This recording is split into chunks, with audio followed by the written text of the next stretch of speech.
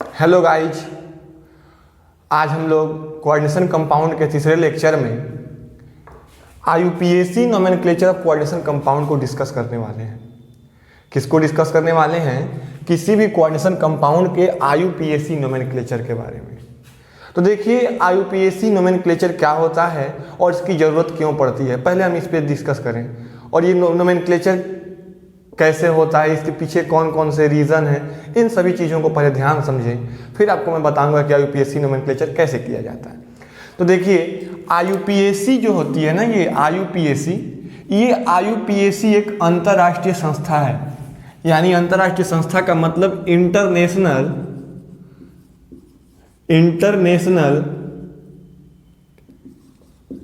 Institute है। एक अंतर्राष्ट्रीय संस्था इंटरनेशनल इंस्टीट्यूट है।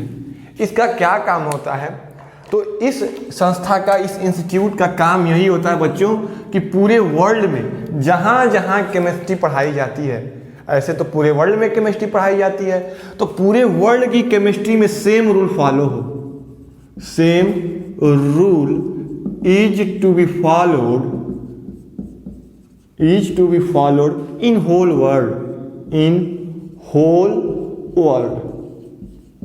कहने का क्या मतलब है कि आईयूपीएसी इंटरनेशनल एक इंस्टीट्यूट है, एक अंतर्राष्ट्रीय संस्था है जो क्या काम करती है, तो पूरे वर्ल्ड में केमिस्ट्री के लिए सेम रूल और रेगुलेशन फॉलो हो। यानी जैसे अलग अलग कंट्री में अलग अलग रूल और रेगुलेशन लगते हैं, लेकिन जब से ये आईयूपीएसी संस्था काम कर रही है, तब से हमारी केमिस्ट्री के लिए हर जगह एक ही रूल फॉलो होता है हमारी केमिस्ट्री में।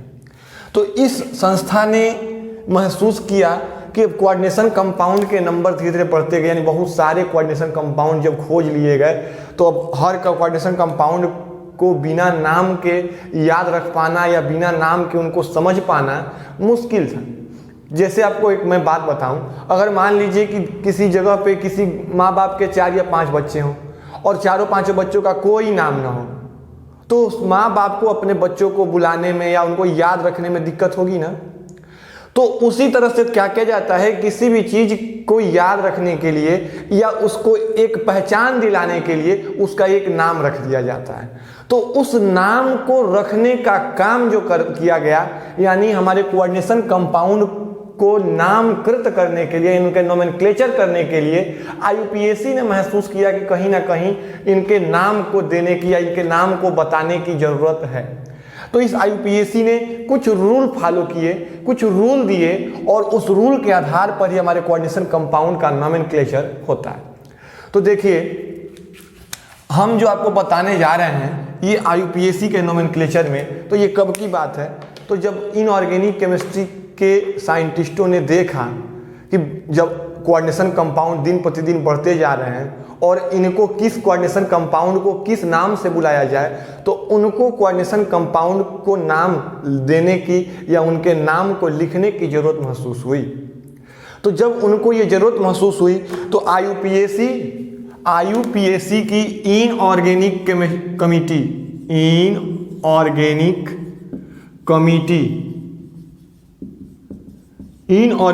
कमिटी, देखिए, यानी आईयूपीएसी की इनऑर्गेनिक कमिटी ने एक रूल पारित किया, एक नियम बनाया, और उस नियम के तहत ही हम अपने कोऑर्डिनेशन कंपाउंड का नोमेनक्लेचर करते हैं। और हम इस नोमेनक्लेचर के द्वारा ही अपने अलग अलग और जो भी कोऑर्डिनेशन कंपाउंड हैं उनको अलग अलग नामों से बुलाते हैं या उनको अलग अलग नाम देते हैं, इस रूल के आधार पर ही। तो जो सबसे लेटेस्ट इस नोमेनक्लेचर में जो सबसे लेटेस्ट मॉडिफिकेशन हुआ वो 2004 में हुआ। कब हुआ भाई? 2004 में। यानी हमारे इनऑर्गेनिक केमिस्ट्री में कोऑर्डिनेशन कंपाउंड के आईयूपीएसी नोमेनक्लेचर को करने के लिए जो सबसे लेटेस्ट, जो हाल फिलहाल में जो सबसे नया जो मॉडिफिकेशन हुआ वो हमारे लिए 2004 में हुआ। और इस 2004 में जो मॉडिफिकेशन हुए उसी के तहत मैं आपको नोमेनक्लेचर करना सिखाऊंगा। तो ध्यान दीजिए कि इसमें कौन कौन से रूल हैं और ये किस तरह से फॉलो होते हैं, उस पर अब आपको बात करना है। तो पहले मैं बता दूं क्या यूपीएससी का मतलब क्या होता है। तो बच्चों आप सब जानते होंगे कि IUPAC का क्या मतलब होता है, आप क्लास 10 से पढ़ते आ रहे हो। इसका मतलब होता है international union of pure and applied chemistry, pure and applied chemistry, applied chemistry, यानी पूरे वर्ल्ड में हमको केमिस्ट्री के प्योर रूल मिले, जो भी केमिस्ट्री अप्लाई की गई है, जो केमिस्ट्री पढ़ाई जाती है, उस केमिस्ट्री में प्योर चीजें मिले, यानी शुद्ध चीजें मिले, सही चीजें मिले, जो पूरे वर्ल्ड के लिए एक रूल हो, जो पूरे वर्ल्ड के लिए एक जैसी हो।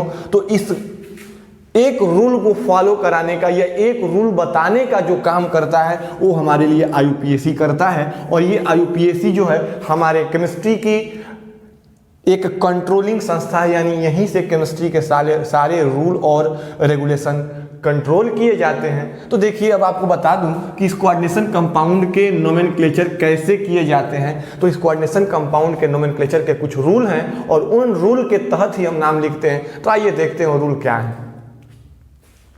हमारे IUPAC नोमेनक्लेचर के उन रूल को पढ़ने से पहले आप थोड़ा दिल को थाम कर बैठ जाइए, और दिल को थाम कर बैठने के साथ ही कॉपी और पेन अपने साथ रख लीजिए, क्योंकि ये रूल को आप नोट करते चलिए। बड़ा ही इंपॉर्टेंट रूल है, जितने भी रूल हैं सब इंपॉर्टेंट है। अगर एक भी रूल मिस हुआ तो पूरा का पूरा ऑर्गेनिक जो कोऑर्डिनेशन कंपाउंड का जो नोमेनक्लेचर का मेथड है वो सब गलत हो जाएगा। तो रूल सबसे इंपॉर्टेंट है। रूल को, जिंदगी में रूल का बहुत ही अहम योगदान होता है। बिना रूल के जिंदगी जानवरों वाली हो जाती है। तो ध्यान दें और रूल को लिखते चले, कॉपी पेन पर नोट करते चलें। ध्यान दीजिए कि कौन कौन से रूल हैं, वो रूल क्या हैं। कॉपी और पेन ले लीजिए, नोट करते रहिए। मैं बार बार कह रहा हूँ, कॉपी पेन ले लीजिए और नोट करते रहिए। मैं रूल बता रहा हूँ, ध्यान से सुनिएगा। कंसंट्रेशन को बनाए रखिए, कंसंट्रेशन को बनाए रखिए और वीडियो के अंत तक बने रहिए। बीच में छोड़ के भागेंगे, नोमेनक्लेचर समझ में नहीं आएगा। देखिए, ध्यान दीजिए, सबसे पहला काम IUPAC नोमेनक्लेचर को करने के लिए जो हमें ध्यान रखना होता है, वो सबसे पहला काम क्या करना है। तो सबसे पहले हमको क्या फाइंड करना है, to find the oxidation state of central metal atom. सबसे पहले बच्चों, सबसे पहले हमें जो भी कोऑर्डिनेशन कंपाउंड का नोमेनक्लेचर करना है, उसमें सेंट्रल एटम को पिक कर लेंगे। सेंट्रल मेटल एटम को पिक करके उसका ऑक्सीडेशन स्टेट निकाल देंगे। क्या निकाल देंगे बच्चों? Oxidation state. तो बच्चा समझ में आया ऑक्सीडेशन स्टेट निकालने का? सब मैं बताऊंगा आगे तरीका भी। अभी थोड़ा रूल पहले समझिए, पहले रूल समझिए, फिर मैं तरीका बताऊंगा कैसे निकलता है। देखिए, तो सबसे पहला काम करेंगे कि उसका ऑक्सीडेशन स्टेट कैलकुलेट कर लेंगे। किसका ऑक्सीडेशन स्टेट कैलकुलेट करेंगे? तो सेंट्रल मेटल एटम का करेंगे जी। सेंट्रल मेटल एटम का सबसे पहले ऑक्सीडेशन स्टेट कैलकुलेट कर लेंगे। फिर दूसरा काम क्या करेंगे? दूसरे काम में करेंगे, डिसाइड करेंगे। क्या डिसाइड करेंगे? कि जो कोऑर्डिनेशन कंपाउंड हमको मिला है उसमें कोऑर्डिनेशन स्फीयर पॉजिटिवली चार्ज है कि निगेटिवली चार्ज है कि न्यूट्रल है। इसका डिसीजन कैसे करेंगे? तो पहले देखिए, समझिए। अगर मैं एक एग्जाम्पल आपके सामने रख दूं, अगर मैं आपके सामने एक एग्जाम्पल रख दूं, जैसे एक दे दूं ये K4FeCN का होल 6 और दूसरा दे दूं ये CuNH3 का होल 4 और SO4। अब इन दोनों में आपको डिसाइड करना है कि कोऑर्डिनेशन स्फीयर, और मैंने बताया था कि कोऑर्डिनेशन स्फीयर क्या होते हैं। तो किसी भी कोऑर्डिनेशन कंपाउंड में जो स्क्वायर ब्रैकेट के अंदर रखी गई स्पीसीज होती हैं, जो स्क्वायर ब्रैकेट के अंदर रखी हुई इंटाइटीज होती हैं, वही आपकी कोऑर्डिनेशन स्फीयर कहलाती है बच्चों। तो इसमें कोऑर्डिनेशन स्फीयर पॉजिटिवली चार्ज है कि निगेटिवली चार्ज? पॉजिटिवली चार्ज का मतलब कैटायनिक है, पॉजिटिवली चार्ज का मतलब कैटायनिक है, या निगेटिवली चार्ज का मतलब एनायनिक है, या कोई चार्ज नहीं है यानी न्यूट्रल है। पॉजिटिवली चार्ज यानी कैटायनिक है आपका स्फीयर, या निगेटिवली चार्ज यानी एनायनिक है, या न्यूट्रल है। इसका कैसे डिसीजन करेंगे? तो बड़ा ही सबसे छोटा ट्रिक हमसे ले लीजिए, ये कहीं आपको नहीं मिलेगा। और ध्यान से सुनिए, कैसे पता करेंगे? 1 सेकेंड का समय चाहिए मुझे। देखिए, K4FeCN6 CuNH3 का होल 4 और SO4। तो इसमें कैसे पता करेंगे कि हमारा जो स्फीयर यानी बड़े ब्रैकेट की बात कर रहे हैं, स्क्वायर ब्रैकेट के अंदर जो स्पीसीज रखे गए उनकी बात कर रहे हैं। स्फीयर की बात जहां भी होगी तो स्क्वायर ब्रैकेट के अंदर रखे हुए एंटाइटीज की ही बात होगी। तो ध्यान से समझें, कैसे पता करेंगे? कैसे? तो देखेंगे कि काउंटर आयन यानी जो ब्रैकेट के बाहर लिखे गए स्पीसीज है उस पर ध्यान देंगे, उससे पकड़ेंगे कि स्फीयर पॉजिटिवली चार्ज है कि निगेटिवली चार्ज है। देखिए कैसे, अगर मान लीजिए कि हमारा ये काउंटर आयन किधर लगा है तो सीधे अपने रखेंगे लेफ्ट में लगा है ना, हमारे लेफ्ट हैंड की ओर लगा है, और यहां पर काउंटर आयन किधर लगा है, राइट हैंड की ओर लगा है। तो अगर बेटा काउंटर आयन राइट साइड में लगा है, काउंटर आयन अगर राइट साइड में लगा है तो हमारा स्फीयर हो जाएगा पॉजिटिवली चार्ज्ड। समझ में आ रही है बात?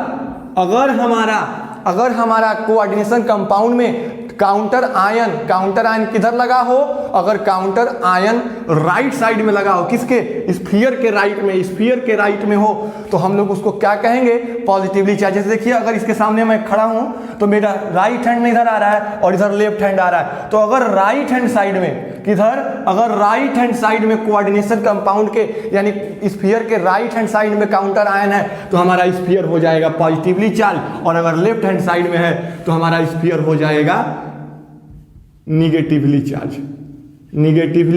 चार्ज्ड। ये समझ में आ रही है कहानी आपको? अगर काउंटर आयन लेफ्ट में लगा है, आपके सामने रखें, अगर मैं आपके सामने रख दूं इस कंपाउंड को तो ये आपके किधर आ रहा है, ये आपके लेफ्ट में आ रहा है। अगर लेफ्ट में लगा है काउंटर आयन तो स्फीयर जो होगा निगेटिवली चार्ज होगा, और अगर आपके राइट हैंड साइड की ओर आ रहा है तो वो हमारा जो स्फीयर होगा वो पॉजिटिवली चार्ज होगा। ये क्लियर हुआ?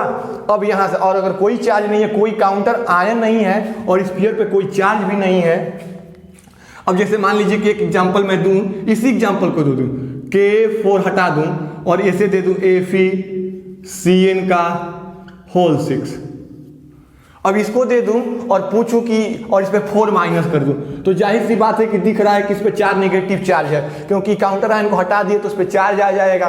तो अगर पॉजिटिव चार्ज दिया है या नेगेटिव चार्ज दिया तो आसानी से पहचान लोगे, और अगर कोई चार्ज नहीं दिया है तो काउंटर आयन को देखोगे। अगर काउंटर आयन आपके तरफ से लेफ्ट हैंड में है तो स्फीयर जो होगा निगेटिवली चार्ज, और अगर काउंटर आयन आपकी ओर से राइट हैंड में है तो आपका स्फीयर हो जाएगा पॉजिटिवली चार्ज। और अगर काउंटर आयन भी नहीं है, कोई चार्ज भी नहीं है, तो अब खुद ही डिसाइड हो जाएगा कि वो क्या है, मॉलिक्यूल न्यूट्रल है। समझ में आ रही है बात? तो इस तरह से कैटायनिक और एनायनिक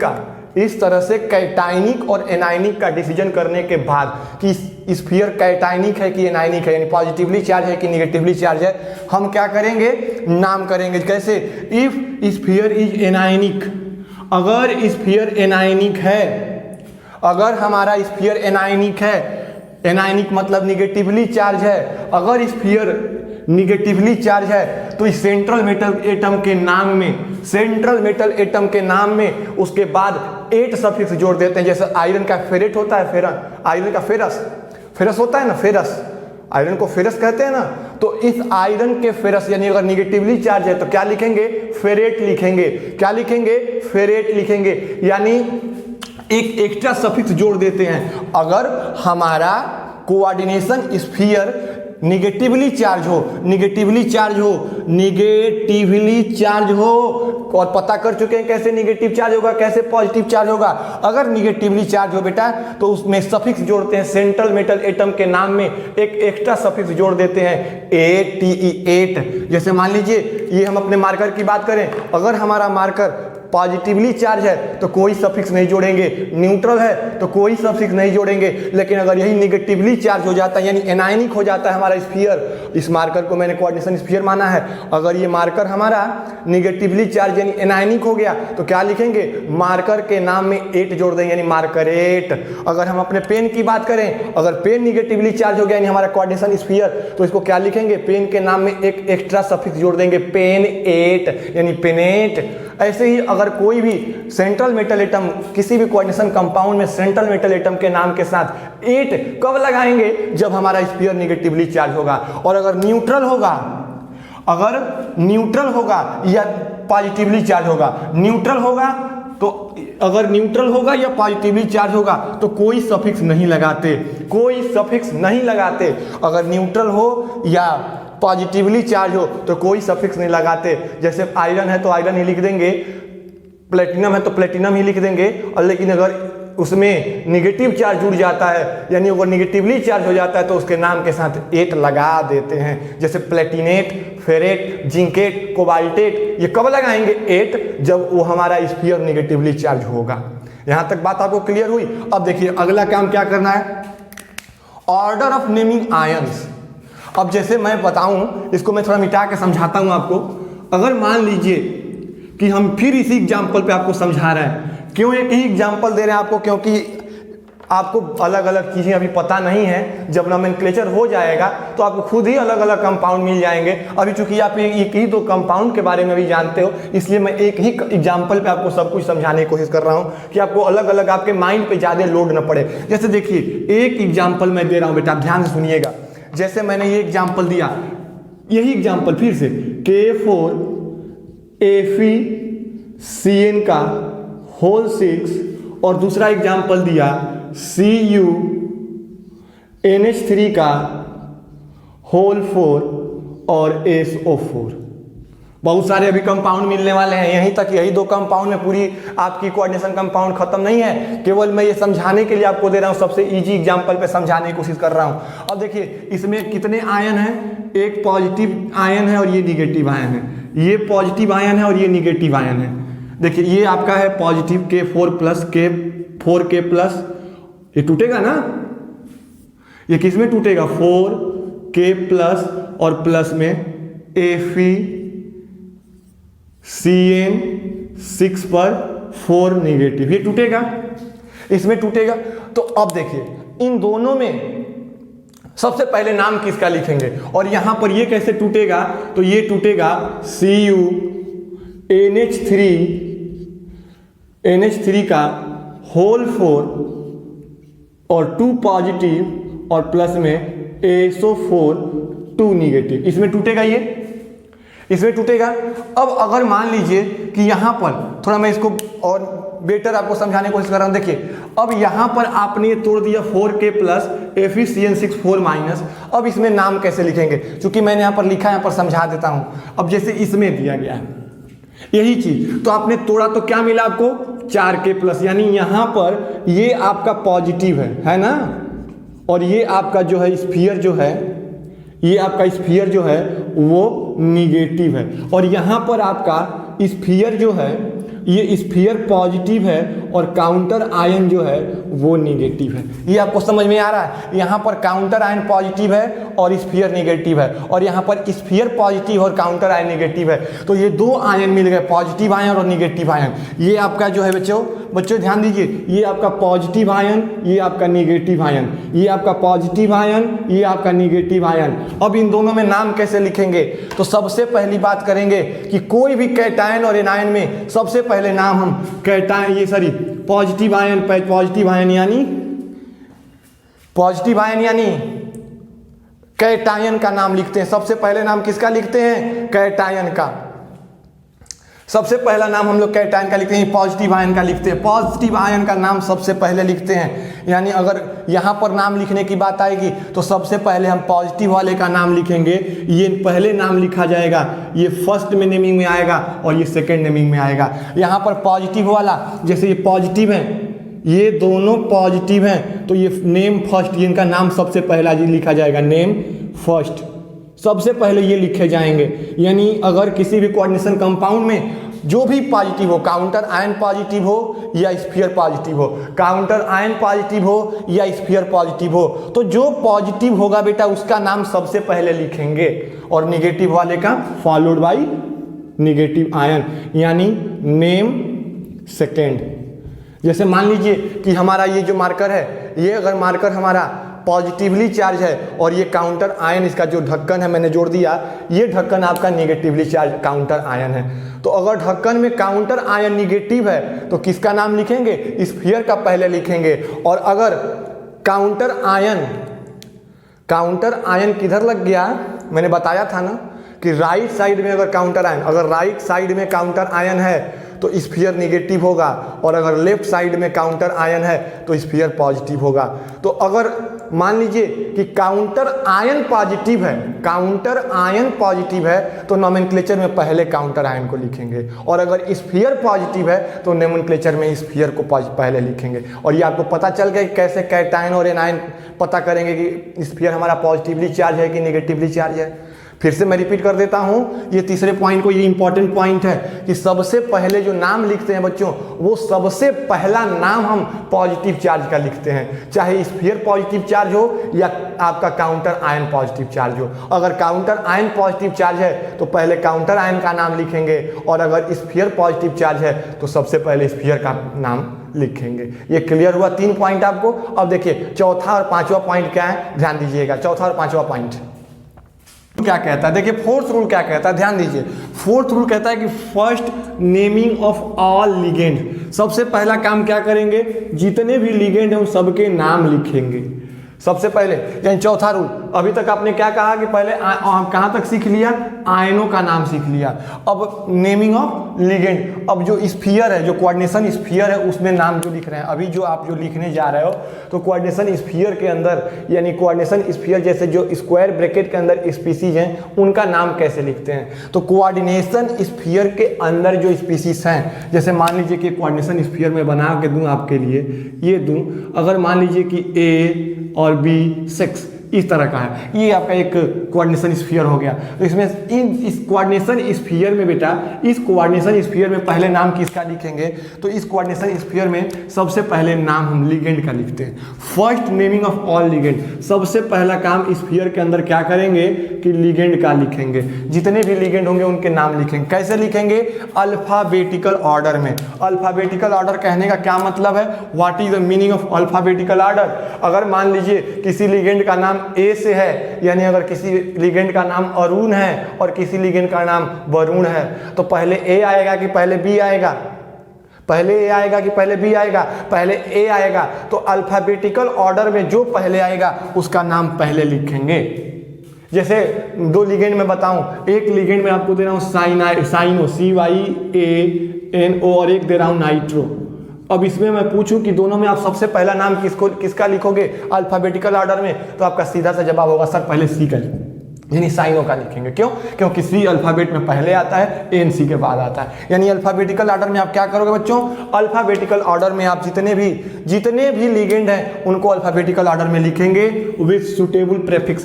प्रेफिक्स का मतलब कि जो शब्द पहले आते किसी नाम के पहले, जैसे आप लोग लिखते हो श्री, मिस्टर या मोहम्मद, तो जो श्री, मिस्टर, मोहम्मद लगाते हो सब आपके नाम के पहले लगने वाले प्रेफिक्स हैं। तो जो चीज़ें नाम के पहले लगती हैं उनको प्रेफिक्स कहते हैं, और जो बाद में लगती हैं जैसे सिंह, पांडे, तिवारी, खान, ये सब जो लगाते हो आप लोग नाम के बाद में, ये आपके सफिक्स होते हैं, ये आपके सफिक्स होते हैं। तो जो बाद में लगेंगे सफिक्स, जो पहले लगेंगे प्रेफिक्स। तो लिगेंड का नाम अल्फाबेटिकल ऑर्डर में कुछ प्रेफिक्स के साथ लिखते हैं। और प्रेफिक्स क्या लगाएंगे, अगर कोई लिगेंड 2 बार आया है, बच्चों ध्यान दीजिए, अगर कोई लिगेंड 2 बार आया है तो हम लिखते हैं डाई।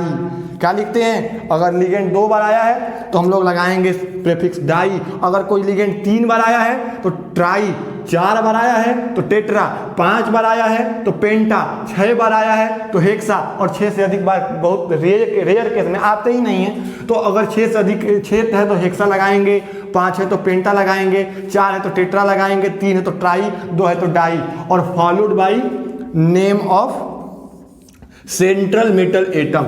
उसके बाद क्या करेंगे, उसके बाद सेंट्रल मेटल एटम का नाम लिख देंगे। जो भी सेंट्रल मेटल एटम होगा, जैसे मान लीजिए कि यहाँ पे अगर मैंने आपको एग्जांपल जो दिया था ये वाला FeCN6, इसमें क्या लिखेंगे, तो साइनाइड कितने बार आया, साइनो 6 बार, तो लिखेंगे हेक्सा साइनाइडो फेरेट, हेक्सा साइनाइडो, ये लिगेंड का नाम हो गया, 6 बार हेक्स आया है, हेक्सा साइनाइडो। और उसके बाद सेंट्रल मेटल एटम को लिख देंगे, आयरन है तो फेरेट, जिंक है तो जिंकेट। कब लिखेंगे, 8 कब लगाएंगे, जब निगेटिवली चार्ज होगा स्फीयर तब लगाएंगे, ध्यान रखिएगा।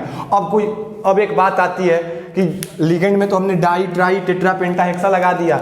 अब कभी कभी ऐसा होता है कि लिगेंड के नाम में पहले से न्यूमरल प्रेजेंट होते हैं, नंबर प्रेजेंट होते हैं, जैसे EDTA, एथेन 1, 2 डाई एमीन, या एथिलीन डाईएमीन टेट्राएसीटेट EDTA या एथेन 1,2 डाईएमीन, अगर किसी भी लिगेंड के नाम में पहले से कोई नंबर जुड़ा हो तो उसके लिए ये डाई ट्राई टेट्रा नहीं लगाते, उसके लिए ये रूल लगाते हैं। कौन सा रूल? अगर कोई न्यूमेरल वाला लिगेंड अगर 2 बार आया है तो उसके 2 बार रिपीटेशन के लिए लिखेंगे 20। अगर वो न्यूमेरल वाला लिगेंड 3 बार आया है तो 30। अगर न्यूमेरल वाला लिगेंड 4 बार आया है तो टेट्राकिस, अगर 5 बार आया है तो पेंटाकिस, 6 बार आएगा तो हेक्साकिस, लेकिन 5 से अधिक नहीं आते हैं। यानी अगर कोई न्यूमेरल वाला, if some numeral are present, अगर लिगेंड के नाम में पहले से कोई न्यूमेरल प्रेजेंट है, अगर लिगेंड के नाम में पहले से बेटा कोई न्यूमेरल प्रेजेंट है तो लिगेंड के रिपीटेड नंबर को अगर कितनी बार 2 बार आया है 3 बार आया तो उसको कैसे लिखते हैं? तो अगर 2 बार रिपीट हुआ है तो 20 लगाएंगे, 3 बार रिपीट हुआ है तो 30 लगाएंगे, 4 बार हुआ तो टेट्राकिस लगाएंगे और 5 बार हुआ होगा तो पेंटाकिस लगाएंगे। इस तरह से रिपीटेड नंबर ऑफ लिगेंड के repeated number of numeral ligand जो लिगेंड में बार बार, अगर ऐसा लिगेंड जिसके नाम में पहले से न्यूमेरल जुड़ा हो तो उसके रिपीटेड नंबर को डाई ट्राई टेट्रा से ना दिखा करके 20, 30 टेट्राकिस और पेंटाकिस से दिखाते हैं। और नॉर्मल लिगेंड अगर 2 बार आया तो डाई ट्राई टेट्रा लगाएंगे। नॉर्मल लिगेंड के लिए ये रिपीटेशन दिखाएंगे। अगर नॉर्मल लिगेंड 2 या 3 या 4 बार रिपीट हुआ है तो ये वाला लगाएंगे प्रीफिक्स। और अगर न्यूमेरल लिगेंड है तो न्यूमेरल लिगेंड के लिए रिपीटेड नंबर को इससे दिखाएंगे। ये क्लियर हुआ? चौथा पॉइंट आपको क्लियर हुआ कि सबसे पहले कोऑर्डिनेशन स्फीयर में लिगेंड का नाम लिखेंगे सफिक्स के साथ और प्रीफिक्स के साथ। सबसे पहले लिगेंड का नाम लिखेंगे प्रीफिक्स के साथ और प्रीफिक्स के बाद हम लोग क्या लगाएंगे, किस ऑर्डर में? अल्फाबेटिकल ऑर्डर में। और उसके रिपीटेड नंबर को डाई ट्राई टेट्रा या 20, 30 tetrakis pentakis on the basis of case. किस तरह का वो केस है, यानी अगर न्यूमेरल वाला है तो वो लगाएंगे, अगर नॉर्मल है तो ये लगाएंगे। चौथा पॉइंट आपको क्लियर है? चलिए 5वें पर चलते हैं। 5वां क्या कहता है? 5वां पॉइंट ध्यान दीजिए। 5वां पॉइंट क्या कह रहा है? 5वां पॉइंट को समझें कि इफ कॉम्प्लेक्स इज एनायनिक। मैंने आपको बताया था ना कि अगर एनायनिक होगा, अगर कोई भी कॉम्प्लेक्स एनायनिक होगा तो उसके सेंट्रल मेटल के नाम के साथ या सेंट्रल मेटल एटम के नाम के साथ एक एक्स्ट्रा सफिक्स जोड़ देते हैं। तो आपको यही बताना था कि अगर हमारा जो कॉम्प्लेक्स है या कोऑर्डिनेशन स्फीयर है एनायनिक है तब हमारे सेंट्रल मेटल एटम का क्या नाम होगा, और जब कैटायनिक है तब हमारे सेंट्रल मेटल एटम का क्या नाम होगा। तो ध्यान से समझे, ध्यान दें कि इफ कॉम्प्लेक्स इज एनायनिक, अगर हमारा कॉम्प्लेक्स बच्चों एनायनिक है, अगर हमारा कॉम्प्लेक्स एनायनिक है तो then suffix 8 is added to the name of central metal atom. और कैसे लगाएंगे? किसी भी सेंट्रल मेटल एटम के नाम के साथ 8 कब लगाएंगे? तो और आगे देखिए, however if complex is cationic और neutral then no suffix is added. यानी अगर हमारा कोऑर्डिनेशन स्फीयर या हमारा कॉम्प्लेक्स एनायनिक है तो सेंट्रल मेटल एटम के नाम में 8 जोड़ते हैं, और अगर कैटायनिक है या न्यूट्रल है तो कोई 8 वगैरह कुछ नहीं जोड़ते। फिर से मैं रिपीट कर रहा हूं, अगर एनायनिक है तो क्या जोड़ेंगे? 8, और अगर कैटायनिक या न्यूट्रल है तो कोई सफिक्स नहीं जोड़ते। तो देखिए किस प्रकार से नाम लिखेंगे, कैटायनिक होगा तब और एनायनिक होगा तब। यानी न्यूट्रल होगा या कैटायनिक होगा तो क्या नाम लिखेंगे, और जब 8 के साथ लिखेंगे तो क्या लिखेंगे। देखिए जैसे आयरन का, और अगर आयरन का नाम 8 के साथ लिखेंगे तो इसका नाम होगा फेरेट, और अगर बिना 8 के लिखेंगे तो केवल आयरन। ये कब लिखना है? ये जब हमारा स्फीयर निगेटिवली चार्ज होगा, यानी निगेटिव के केस में। और ये कब लिखना है? पॉजिटिव और न्यूट्रल के केस में। ये दो चीजें आपको समझ में आ रही हैं। अगर निगेटिव है तो अगर मान लीजिए सेंट्रल एटम आपका आयरन है तो क्या लिखेंगे? फेरेट, और अगर पॉजिटिव या न्यूट्रल है तो आयरन। ऐसे ही कॉपर के लिए क्यूपरेट, और जब ये हमारा 8 के साथ यानी स्फीयर निगेटिव है और विदाउट इंडिंग कॉपर। ऐसे टीन के लिए है तो टीन के लिए जब इंडिंग 8 के साथ होगा तो स्टेनेट, और विदाउट इंडिंग टीन। ऐसे ही निकिल के लिए जब निगेटिवली चार्ज होगा तो निकिलेट, अदरवाइज निकिल।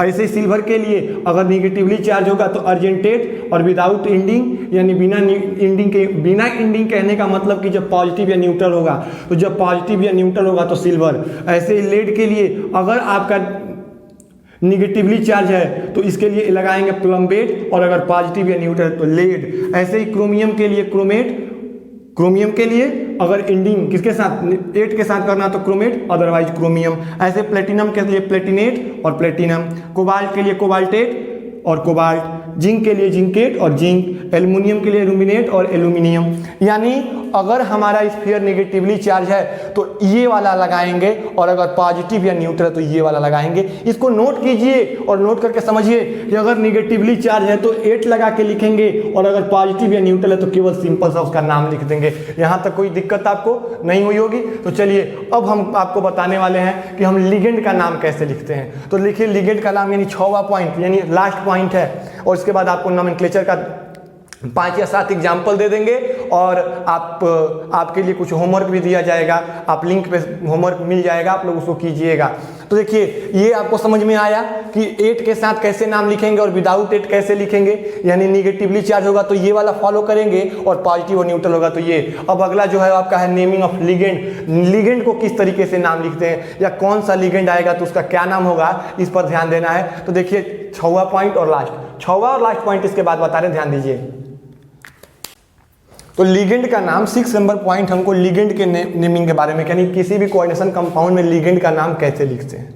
तो पहले आपको मैं बता दूं, लिगेंड मेनली 3 टाइप के होते हैं, positively charge ligand, negatively charge ligand और न्यूट्रल लिगेंड। कितने होते हैं? 3, positively charge ligand, negatively charge ligand और न्यूट्रल लिगेंड। तो कैसे पॉजिटिवली चार्ज लिगेंड का नाम कैसे लिखेंगे, नेगेटिवली चार्ज लिगेंड का नाम कैसे लिखेंगे, और न्यूट्रल चार्ज लिगेंड का कैसे नाम लिखेंगे। तो आइए देखते हैं। देखिए पहला मैंने आपको बताया naming of negatively charge ligand. ये सब आप लोग नोट करते चलें, नेगेटिवली चार्ज लिगेंड का नाम कैसे लिखते हैं। तो ध्यान दीजिए कि नेगेटिवली चार्ज लिगेंड का नाम कैसे लिखें। अगर मान लीजिए कि F- है तो फ्लोराइडो, Cl- है तो क्लोराइडो, Br- है तो ब्रोमाइडो, I- है तो आयोडाइडो, Cn- है तो साइनाइडो, और NO2- है, यानी अगर N के थ्रू जुड़ रहा है तो नाइट्रिटो N लिखेंगे, और अगर O के साथ जुड़ रहा है तो नाइट्रिटो O लिखेंगे।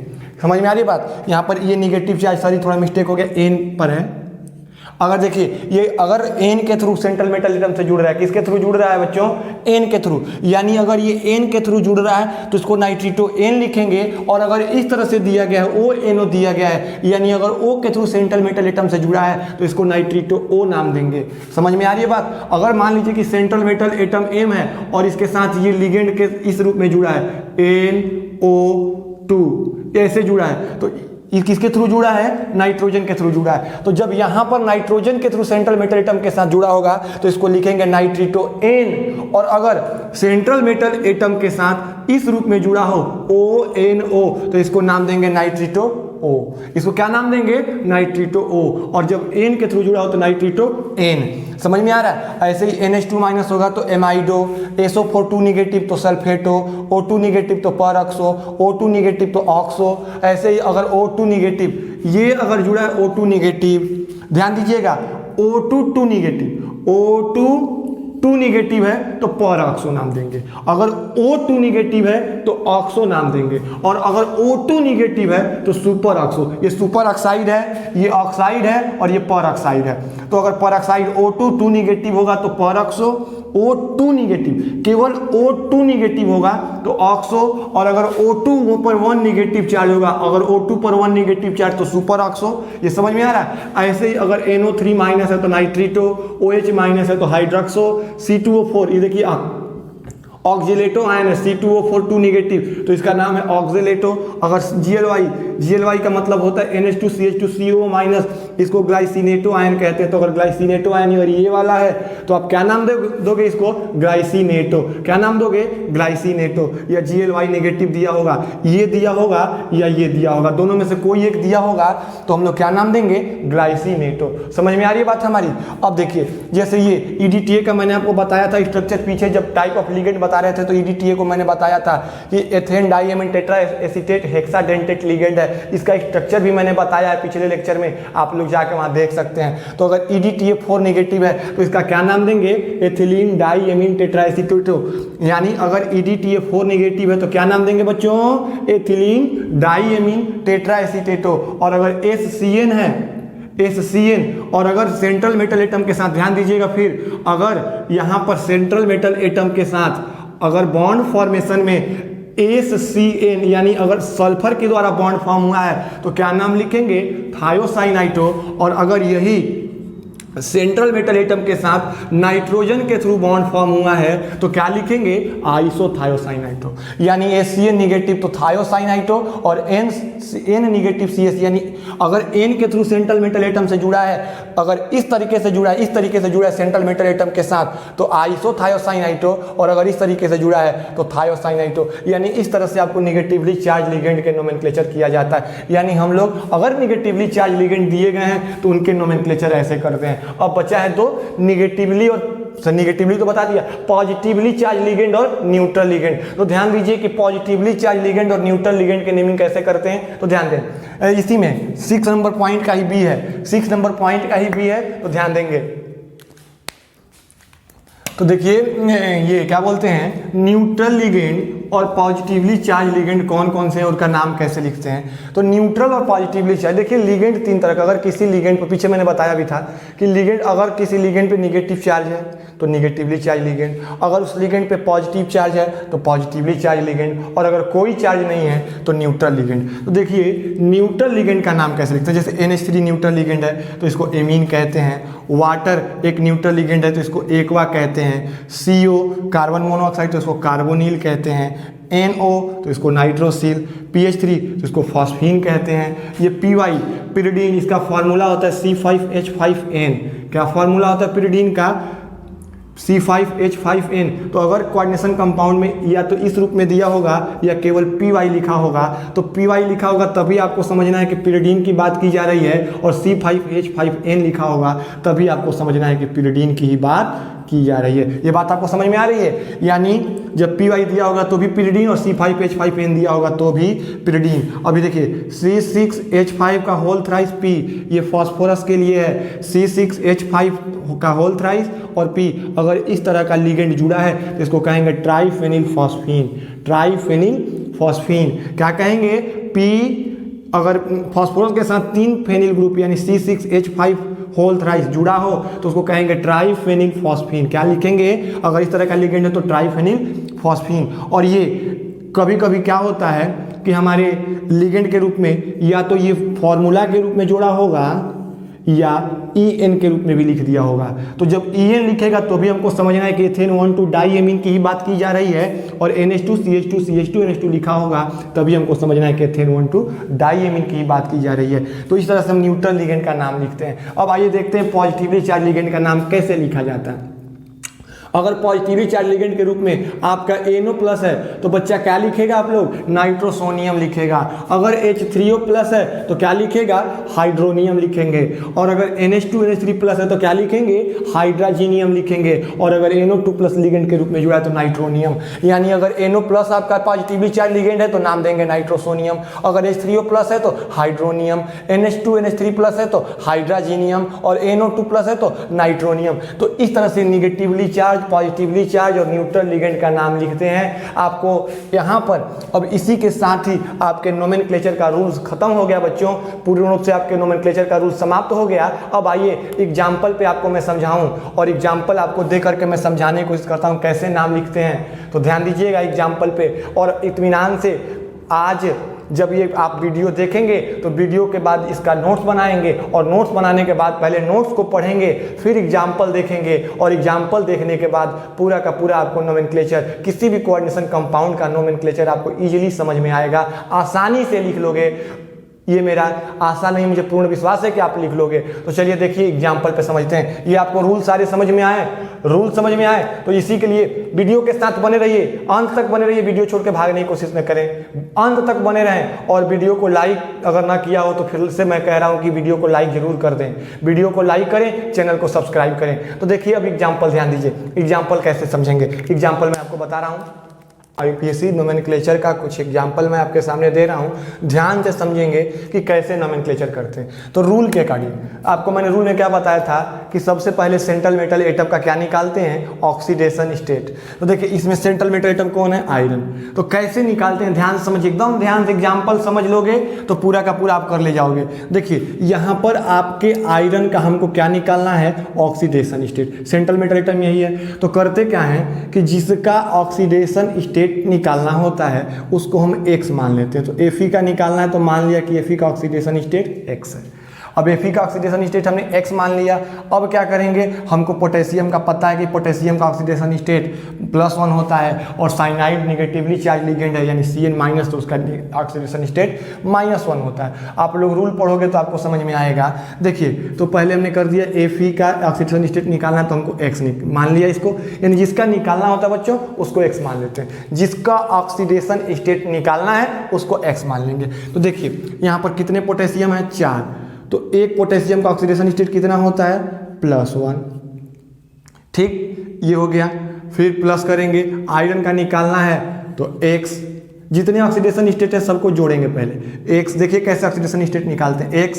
फिर साइनाइड का कितना होता है, -1, और कितने साइनाइड हैं, 6, तो 6 साइनाइड और 1 का -1 होता है, तो 6 × 1, और इक्वल टू पर कोई चार्ज है नहीं, तो जब कोई चार्ज नहीं है तो इसको 0 के इक्वल कर देंगे। तो देखिए कैसे निकलेगा, ये हो जाएगा 4 + x - 6 = 0। तो x इक्वल टू क्या हो जाएगा बच्चों, तो x इक्वल टू क्या हो जाएगा, x इक्वल टू हो जाएगा आपका +2 होगा ना। तो इसका नाम क्या होगा बताइए, फटाफट नाम बताइए इस कंपाउंड का नाम। अब कैसे लिखेंगे, ऑक्सीडेशन स्टेट तो निकल गया, अब क्या करेंगे, फिर डिसाइड करेंगे कि जो हमारा ये स्फीयर है पॉजिटिवली चार्ज है कि निगेटिवली चार्ज है। तो पॉजिटिव चार्ज निगेटिव चार्ज कैसे देखेंगे काउंटर आयन किधर लगा है, तो हमारा काउंटर आयन हमारे लेफ्ट हैंड की ओर लगा है, तो हमारा स्फीयर कैसा हो गया, निगेटिवली चार्ज। तो नाम पहले किसका लिखते हैं, पॉजिटिव चार्ज का। तो क्या लिखेंगे, पोटेशियम, क्या नाम होगा, ध्यान दीजिएगा, पोटेशियम।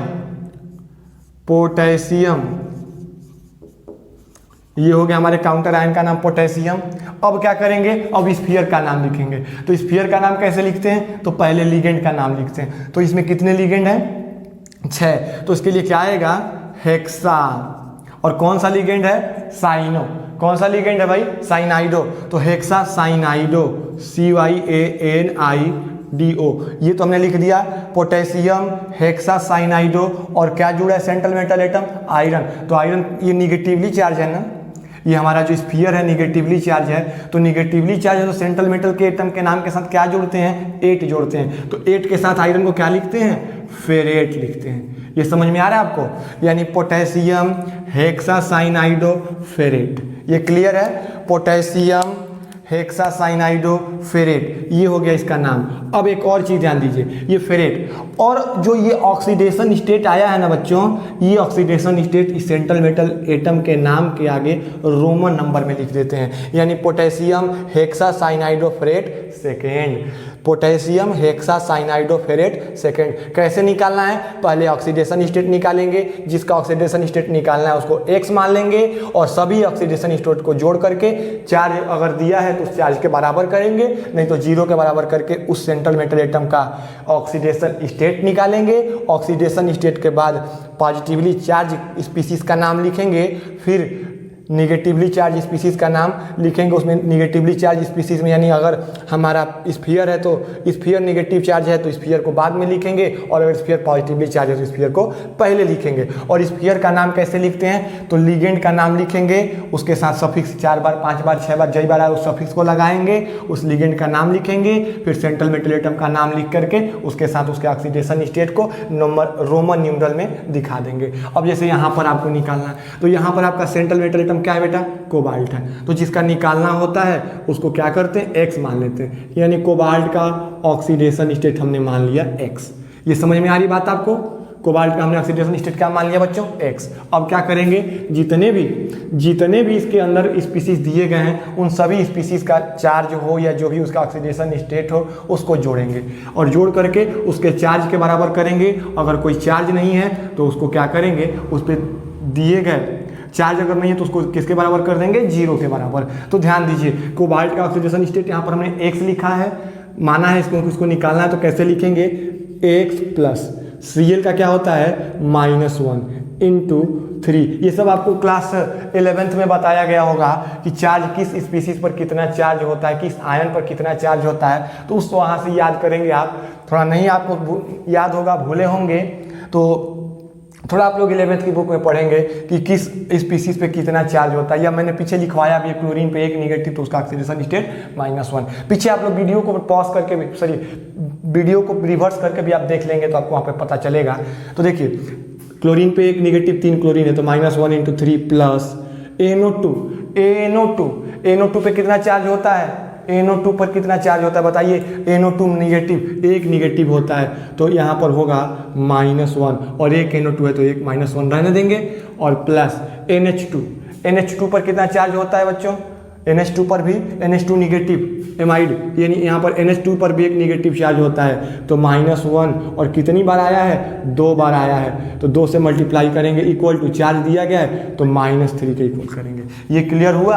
अब क्या होगा तो x -3 -1 और -2 इक्वल टू -3 ये होगा तो कितने हो जाएंगे, x -6 इक्वल टू -3 तो this imply that x equal to क्या हो जाएगा हमारे लिए, थोड़ा इसको मैं मिटा देता हूँ, ये तीसरा वाला इसको रहने देते हैं, इसी में समझ लीजिएगा। यहाँ पर -3, एक मिनट बच्चों इसको मैं थोड़ा नीचे कर देता हूँ, इसको थोड़ा सा मैं नीचे कर देता हूँ, K4 FeCN का होल 4 Cl और NO2। अब देखिए अब थोड़ा जगह हो गया, स्पेस हो गया, इसमें अब लिखने में अच्छा आराम रहेगा।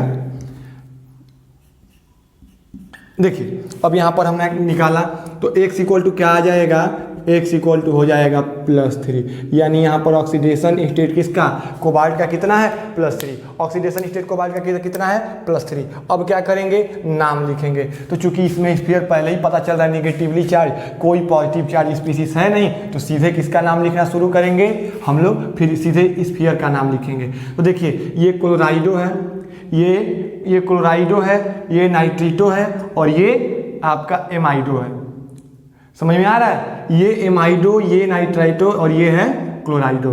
तो पहले ए आएगा कि पहले एन आएगा कि पहले सी आएगा, तो सबसे पहले ए आएगा। तो कैसे लिखेंगे नाम, तो देखिए नाम होगा डाई एमाइडो। क्या होगा, 2 बार आया है ना एमाइड ग्रुप, तो डाई एमाइडो। अब उसके बाद ये नाइट्रिटो, ये क्लोराइड है, तो पहले एन आएगा कि पहले सी आएगा, तो पहले सी आएगा। तो क्या लिखेंगे, पहले लिख लिया हमने ए आया तो डाई एमाइडो, फिर लिखेंगे ट्राई क्लोराइडो, डाई एमाइडो ट्राई क्लोराइडो, और एन के थ्रू जुड़ा है ना, देखिए पहले एन आया है, एन के थ्रू जुड़ा है, तो उसको क्या लिखेंगे, नाइट्रिटो एन। तो डाई एमाइडो ट्राई क्लोराइडो नाइट्रिटो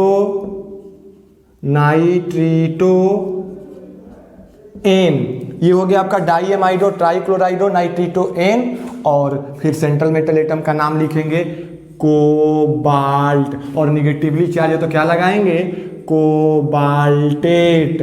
और कोबाल्टेट लिखने के बाद इसका ऑक्सीडेशन स्टेट कितना है, +3 को ब्रैकेट में डाल देंगे। ये क्लियर हुआ आपको, ये डाउट, ये इसमें कोई दिक्कत आपको, die एमाइडो try क्लोराइडो नाइट्रिटो N cobaltate 3rd।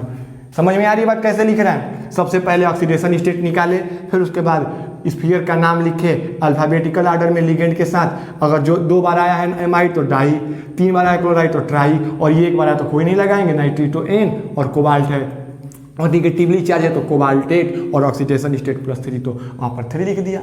ऐसे ही अगर इसका नाम लिखना हो K4 FeCN का होल 4 Cl और NO2, तो यहाँ पर सेंट्रल मेटल एटम हमारा आयरन है, तो पहले क्या करेंगे, सेंट्रल मेटल एटम का क्या निकालेंगे हम, ऑक्सीडेशन स्टेट। तो देखिए यहाँ पर K4, तो पोटेशियम का आपको पता है कितना होता है, मैं सीधे डायरेक्ट निकाल दे रहा हूँ, पोटेशियम का आपको पता है कि +1 होता है, तो +1 × 4 पोटेशियम का होता है बच्चों, +1 × 4 ये हुआ।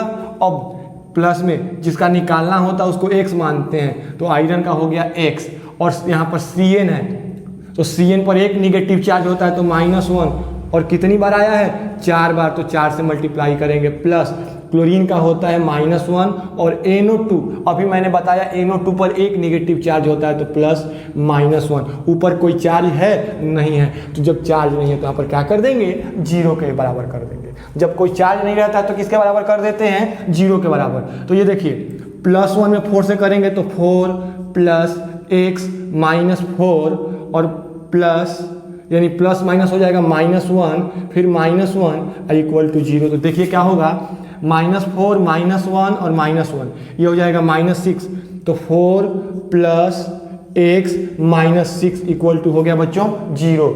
4 plus x minus 6 equal to 0। ये दिख रहा है? जरा मैं चेक कर लूँ आपको दिख रहा है कि नहीं। एक्सक्यूज मी, जी हाँ बिल्कुल दिख रहा है, बिल्कुल दिख रहा है। तो 4 plus x minus 6 equal to 0, तो एक्स इक्वल टू क्या होगा बच्चा? +2 हो जाएगा ना, एक्स इक्वल टू +2। तो इस कंपाउंड का नाम क्या लिखेंगे बताइए? इस कंपाउंड का नाम, हमने एक्स इक्वल टू +2 निकाल दिया, तो इस कंपाउंड का नाम क्या लिखेंगे? पहले देखेंगे कि हमारा जो स्फीयर है यानी बड़े ब्रैकेट वाला जो स्पीसीज है वो पॉजिटिवली चार्ज है कि निगेटिवली चार्ज है। तो बेटा आपको दिख रहा है कि ये हमारा किधर लगा, काउंटर आयन किधर लगा है? काउंटर आयन हमारा लगेला है किधर?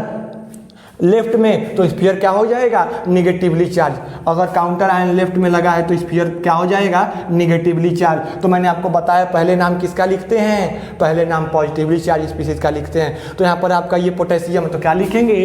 पोटेशियम। पोटेशियम। अब उसके बाद स्फीयर का नाम लिखेंगे अल्फाबेटिकल ऑर्डर में। तो देखिए ये साइनो है, ये क्या है? CN अभी बताया था मैंने, CN साइनाइडो है, ये साइनाइडो है, ये क्लोराइडो है, ये नाइट्रेटो है। तो यहाँ पर साइनाइडो पहले आएगा कि क्लोराइडो पहले आएगा? पहले बताइए, साइनाइडो पहले आएगा कि क्लोराइडो पहले आएगा?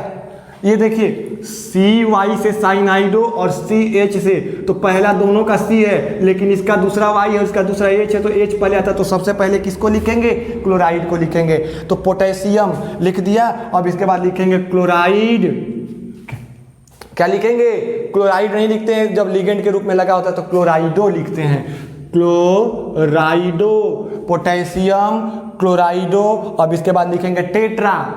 4 बार आया है टेट्रा। कौन आया है? साइनाइडो। तो टेट्रा साइनाइडो। और टेट्रा साइनाइडो के बाद क्या है आपका? नाइट्रीटो। NITRITO, नाइट्रीटो। और सेंट्रल मेटल एटम के साथ किधर से जुड़ा है भाई? N से। तो नाइट्रीटो N। और central metal atom iron. Iron और कैसा चार्ज है? चूंकि ये हमारा स्फीयर के साथ काउंटर आयन लेफ्ट में लगा तो स्फीयर कैसा हो गया? Negatively charge. तो निगेटिवली चार्ज होता है तो क्या लिखते हैं? फेरेट।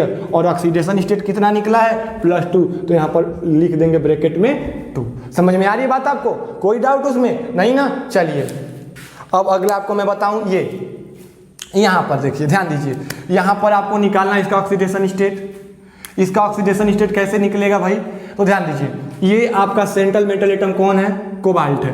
तो इसका निकालना है तो हम लोग क्या मानेंगे बताइए जरा, फटाफट बताइए, जरा फटाफट बताइए। तो जिसका निकालना होता है उसको x मान लेते हैं। क्या मान लेते हैं? x मान लेते हैं। तो जैसे हमको CO का निकालना है कोबाल्ट का, तो इसको x मान लेंगे। क्या मान लेंगे बच्चा?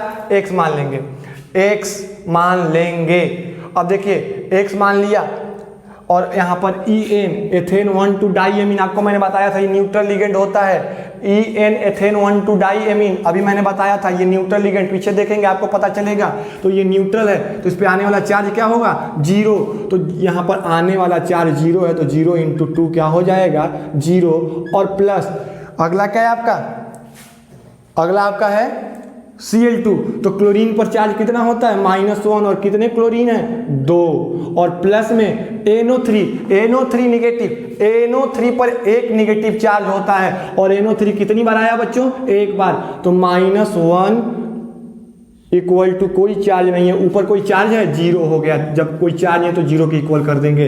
तो x प्लस 2 × 0 0 हो गया, x प्लस और यहाँ पर 2 × -1 क्या हो गया? -2 -1 इक्वल टू 0। तो दिस इम्प्लाई दैट कि x इक्वल टू क्या हो जाएगा बेटा? x इक्वल टू हो जाएगा हमारे लिए -3। ये समझ में आ रहा है x इक्वल टू -3 कैसे हुआ? कोई डाउट इसमें? x इक्वल टू -3 हमने निकाल लिया। अब एक बात ध्यान दीजिए, अब यहाँ पर इसका नाम क्या लिखेंगे? तो देखिए नाम कैसे लिखेंगे? नाम कैसे लिखेंगे? तो देखिए नाम हो जाएगा, पहले जो पॉजिटिव चार्ज होगा उसका नाम पहले लिखते हैं। देखिए कोऑर्डिनेशन स्फीयर, हमारा कोऑर्डिनेशन स्फीयर के साथ काउंटर आयन राइट में है। जब काउंटर आयन राइट में है तो हमारा स्फीयर कैसा होगा? जब काउंटर आयन राइट में तो स्फीयर पॉजिटिवली चार्ज होगा। तो किसका नाम लिखेंगे? पहले किसका नाम लिखेंगे बच्चा? पहले का स्फीयर का जो पॉजिटिव चार्ज होता है उसका नाम लिखते हैं। तो कैसे लिखेंगे? देखिए ये है इथेन 1,2 डाईएमीन, ये इथेन 1,2 डाईएमीन एक क्लोरीन है। तो पहले E आता है कि पहले C आता है? तो पहले C आता है। तो कैसे लिखेंगे? डाई क्लोराइडो अब देखो यहाँ पर एक बात आया, ये इथेन 1,2 डाइएमीन है, यानी पहले ही से इसके नाम में डाई ट्राई टेट्रा लगा हुआ है। तो ये कितनी बार रिपीट हुआ है? 2 बार। तो जब किसी लिगेंड के नाम में पहले से डाई ट्राई टेट्रा आता है तो उसके लिए हम लोग क्या लगाते हैं? 20 ट्रिस टेट्रा किस पेंटा किस, जई बार आएगा उतनी तरह से लगाते हैं। देखिए यहाँ पर कितनी बार आया है? 2 बार। तो डाई क्लोराइडो, और यहाँ पर लिखेंगे 2 बार आया है तो 20, क्या लिखेंगे? डाई क्लोराइडो 20, 2 बार आया है तो 20, 2 बार आया है तो 20, 2 बार आया है तो 20। ध्यान दीजिएगा, डाई क्लोराइडो 20 और ब्रैकेट में एथेन 1,2 20, एथेन 1,2 डाईएमीन और फिर आपका ये NO3 किसके लिए? डाईएमीन और कोबाल्ट है, डाईएमीन कोबाल्ट। अगर पॉजिटिवली चार्ज है तो केवल सीधे क्या लिख देंगे? Cobalt, diamine cobalt, diamine cobalt. और ऑक्सीडेशन स्टेट कितना है सर? ये +3 होगा ना ऑक्सीडेशन स्टेट। ऑक्सीडेशन स्टेट कितना होगा? -2 -1 -3, उधर जाएगा तो +3। कोबाल्ट 3 और फिर ये आपका है NO3। तो NO3 के लिए क्या लिखते हैं? NO3 के लिए नाइट्रेट, NITRATE। ये क्लियर हो रहा है आपको? यानी हमने क्या किया कि COEN2Cl2NO3, यहाँ पर सबसे पहले कोबाल्ट का ऑक्सीडेशन स्टेट यानी सेंट्रल मेटल एटम का ऑक्सीडेशन स्टेट निकाला तो +3।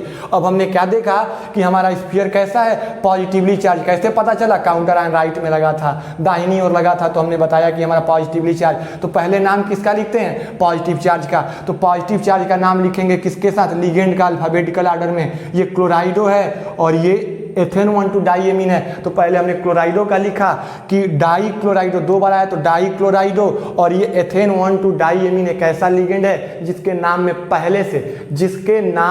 पहले से न्यूमरल है। तो इसके लिए हम लोग डाई ट्राई ना लगा करके 20 30 लगाते हैं। तो 2 बार आया है तो हमने लगाया 20, एथेन 1,2 डाईएमीन कोबाल्ट। चूंकि पॉजिटिवली चार्ज था तो कोई 8 वगैरह लगाने की जरूरत नहीं थी। कोबाल्ट, इसका ऑक्सीडेशन स्टेट +3 और काउंटर आयन आपका नाइट्रेट। ये क्लियर हुआ आपको यहाँ तक? अब देखिए 5वां और 6ठा, इन दोनों को पहले मैं मिटा देता हूँ, उसके बाद आपको बताता हूँ 5वां और 6ठा। देखिए क्या है 5वां और 6वां नंबर, ध्यान दीजिएगा, उधर जगह नहीं था इसलिए मैं इधर मिटा के लिख देता हूँ। ध्यान दीजिए, देखिए 5वां आपका क्या है? 5वां और 6वां। 5वां आपका मैंने लिखा है CONH3 का होल 4, फिर H2O का होल 2 और Cl2। ये 5वां है। और 6 नंबर क्या है? ये है, ये 6 नंबर है, Cr और En का होल 3 और Cl3, ये है। अब ध्यान दीजिए इसको कैसे लिखेंगे, पहले मैं मिटा देता हूँ, ये सब मैं मिटा देता हूँ जरा। आप लोग इसको नोट भी कर लेंगे वीडियो को पॉज करके। जितने भी एग्जाम्पल दिए जा रहे हैं आपके प्रीवियस ईयर एग्जाम्पल हैं, प्रीवियस ईयर के पेपर से आए हुए क्वेश्चन के एग्जाम्पल, इसको नोट कर लीजिए आप लोग। ध्यान दीजिए अब कैसे लिखेंगे। अब देखिए यहाँ पर सेंट्रल मेटल एटम हमारे लिए क्या है? कोबाल्ट है ना, सेंट्रल मेटल एटम कोबाल्ट, और यहाँ पर सेंट्रल मेटल एटम क्रोमियम है। अब देखिए पहले क्या करेंगे, तो सेंट्रल मेटल एटम का सबसे पहला काम क्या करेंगे, तो सेंट्रल मेटल एटम का क्या निकालेंगे बच्चों? सेंट्रल मेटल एटम का ऑक्सीडेशन स्टेट निकालेंगे। तो देखिए जिसका निकालना होता है तो उसका क्या मान लेते हैं, जैसे कोबाल्ट का निकालना है तो कोबाल्ट का हम लोग ने मान लिया X। तो क्या करेंगे, यहाँ पर लिखेंगे X प्लस NH3 एक न्यूट्रल लिगेंड है, अमोनिया। जो NH3 होता है ना बच्चा, वो NH3 हमारे लिए क्या होता है? न्यूट्रल लिगेंड होता है। NH3 हमारे लिए कैसा लिगेंड होता है? NH3 कैसा लिगेंड होता है? न्यूट्रल लिगेंड होता है। तो NH3 हमारे लिए न्यूट्रल लिगेंड है। तो क्या करेंगे, यहाँ पर न्यूट्रल लिगेंड पर कोई चार्ज नहीं होता, 0 × 4 और प्लस H2O भी न्यूट्रल लिगेंड है, H2O भी न्यूट्रल लिगेंड है, तो 0 × 2 आप प्लस Cl, क्लोरीन पर माइनस चार्ज होता है 1, और कितनी बार आया है? 2 बार, तो इक्वल टू हो जाए, और ऊपर कोई चार्ज नहीं है तो 0 के इक्वल कर देंगे। तो X ये भी 0 हो गया, ये भी 0 हो गया, तो बचा क्या? X - 2 = 0। तो X = क्या हो जाएगा? +2, यानी हमारे सेंट्रल मेटल एटम का ऑक्सीडेशन स्टेट कितना है, +2 का है। हमारे ऑक्सीडेशन स्टेट कितने का है, +2 का है। सॉरी एक देखिए एक चीज़ यहाँ पर थोड़ा इसका बैलेंस, ये जो है ना बेटा ये Cl3, देखो मैं लिखने में मिस्टेक कर दिया हूँ, Cl3 है तो यहाँ पर होगा 3, तो ये क्या हो जाएगा +3, ये थोड़ा लिखने में Cl2 लिखा गया था, ध्यान दीजिए। तो ये x इक्वल टू हमारा आ गया बच्चों +3, x इक्वल टू +3 आ गया। अब कैसे इसका नाम लिखेंगे, तो नाम लिखेंगे पहले डिसाइड करेंगे कि हमारा स्फीयर पॉजिटिवली चार्ज है कि निगेटिवली चार्ज है। तो स्फीयर पॉजिटिव चार्ज है कि निगेटिव चार्ज है, इसका कैसे हम लोग डिसीजन करते हैं बच्चा, तो इसका डिसीजन करते हैं काउंटर आयन से। किससे करते हैं बच्चों, काउंटर आयन से करते हैं। तो काउंटर आयन हमारे लिए क्या है, क्लोरीन है, और काउंटर आयन क्लोरीन है किधर लगा है, राइट साइड में। जब काउंटर आयन राइट साइड में लगा है तो स्फीयर कैसा हो जाएगा, पॉजिटिवली चार्ज। तो स्फीयर पॉजिटिवली चार्ज हुआ तो पहले किसका नाम लिखेंगे, स्फीयर का नाम लिखेंगे। अब देखिए इसमें ये H2O के लिए मैंने बताया था कि एक्वा आता है और NH3 के लिए एमीन आता है, एक्वा आता है और एमीन आता है, एक्वा और एमीन। तो देखिए दो चीजें हैं, एक है AQ और एक है AM।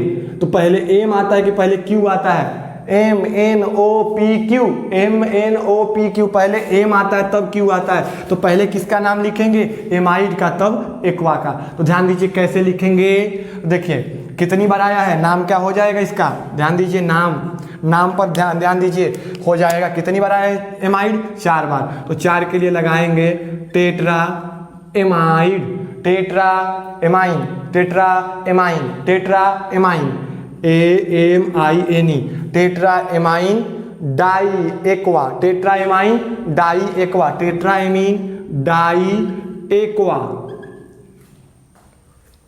Tetra amine di aqua. और कोबाल्ट चूंकि पॉजिटिवली चार्ज है तो 8 नहीं लगाएंगे, कोबाल्ट, और कोबाल्ट क्या ऑक्सीडेशन स्टेट +3, तो कोबाल्ट के आगे 3, और फिर लिखेंगे क्लोरीन है कितनी बार, 3 बार। तो शायद क्लोरीन को 3 बार नहीं लिखते हैं, काउंटर को सीधे ऐसे ही लिख देते हैं क्लोरीन। तो देखिए क्या हो जाएगा, टेट्राएमीन, टेट्राएमीन, टेट्रा माने 4 बार, डाई एक्वा, कोबाल्ट का ऑक्सीडेशन स्टेट +3 तो 3, और क्लोराइड, ये हो क्लोरीन।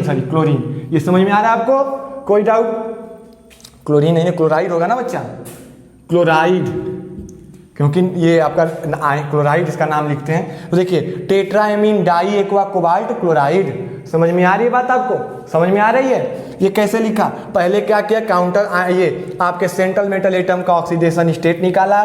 सेंट्रल मेटल एटम का ऑक्सीडेशन स्टेट निकालने के बाद हमने डिसाइड किया कि हमारा स्फीयर पॉजिटिवली चार्ज है कि निगेटिवली चार्ज है। उसके बाद उसका नाम दिया किसके अनुसार, लिगेंड का नाम पहले लिखा किसमें, अल्फाबेटिकल ऑर्डर में, फिर उसके बाद उसका नाम लिख दिया। इस तरीके से हमने नाम लिखा। अब देखिए इसका नाम लिखना है, तो इसका नाम कैसे लिखेंगे, बताएगा कोई बताइए।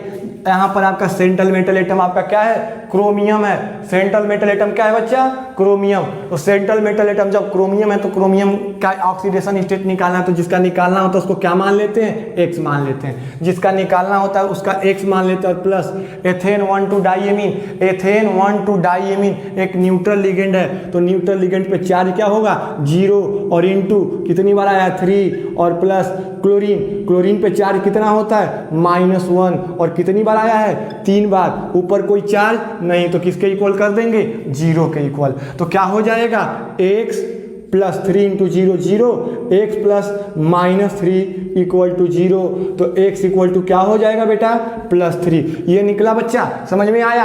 अब इसका नाम कैसे लिखेंगे, तो पहले डिसाइड करेंगे कि हमारा स्फीयर पॉजिटिवली चार्ज है कि हमारा स्फीयर निगेटिवली चार्ज है। तो देखिए काउंटर आयन राइट में लगा है, तो जाहिर सी बात है जब काउंटर आयन दाहिनी ओर लगा रहता है तो हमारा स्फीयर पॉजिटिव चार्ज होता है, और पहले नाम हम लोग पॉजिटिव चार्ज स्पीशीज का ही लिखते हैं। तो कैसे लिखेंगे, 3 बार आया है, और ये एथेन 1,2 डाईएमीन, पहले से इसके नाम में डाई ट्राई टेट्रा है, तो इसके लिए क्या लगाएंगे, 3 बार आया तो लिखेंगे ट्रिस, लिख दिया ट्रिस। और फिर क्या लिखेंगे, एथेन 1,2 डाईएमीन, एथेन 1,2 डाईएमीन। और क्रोमियम पॉजिटिवली चार्ज है तो केवल क्या लिख देंगे, क्रोमियम क्रोमियम, और ऑक्सीडेशन स्टेट, तो उसको ऑक्सीडेशन स्टेट को ब्रैकेट में रोमन नंबर में लिखते हैं 3, क्रोमियम 3, और क्लोराइड, क्लोराइडो क्लोराइडो क्लोराइडो क्लोराइडो। समझ में आ रहा है बात आपको? क्लोराइडो नहीं जी, क्लोराइड होता है, डो नहीं, क्लोराइड, क्लोराइड, सॉरी क्लोराइड, यानी ट्रिस 3 बार आया है, 3 बार आया तो ट्रिस, और पहले से डाई ट्राइटेट्राइस के नाम में लगा है तो ट्रिस एथेन 1 2 डाईएमीन क्रोमियम 3 क्लोराइड। कोई डाउट इसमें नहीं ना? अब देखिए, इसी के साथ आपके कोऑर्डिनेशन कंपाउंड का नोमेनक्लेचर समाप्त हुआ। अब आप लोग कुछ एग्जाम्पल आपके बुक में, चाहे कहीं से नेट से, या आप कहेंगे तो मैं, आप कमेंट करके बताएं, अगर आपको चाहिए तो मैं उसको लिंक पे भेज दूंगा आपके लिए। नोमेनक्लेचर करने के लिए बहुत सारे एग्जाम्पल भेज दूंगा, आप लोग खुद से प्रैक्टिस कीजिएगा। तो इसी के साथ आपका नोमेनक्लेचर का ये सेशन यहीं समाप्त होता है, और आप लोग रूल को बढ़िया से पढ़ें, एग्जाम्पल को देखें, समझें, और खुद से लिखने की प्रैक्टिस करें। और अगर आपको चाहिए एग्जाम्पल और अधिक एग्जाम्पल चाहिए तो आप हमको वो भी कमेंट करके बताएं, मैं केवल एग्जाम्पल पे 1 दिन का वीडियो बना दूंगा। तो अगर आपको जिस तरीके से सुविधा हो, अगर मैं आपको 2 ऑप्शन देता हूँ, अब चाहते हो कि मैं और अधिक वीडियो बना दूं एग्जाम्पल पे, यानी और अधिक एग्जाम्पल आपको दे करके समझा दूं, तो उसके लिए भी कमेंट करके बताएं। और अगर आप चाहते हो कि आप खुद से प्रैक्टिस करो, तो उसके लिए बताओगे तो मैं आपको उसका PDF बना के आपको दे दूंगा, आप घर पे बैठ के करते रहिएगा। तो इसी के साथ आपके नोमेनक्लेचर का वीडियो यहीं समाप्त होता है। तब तक के लिए आपसे विदा लेना चाहते हैं। हंसते रहिए, मुस्कुराते रहिए और पढ़ते रहिए केमिस्ट्री विद सूरज सर। जय हिंद, जय Bharat, bye bye, see you.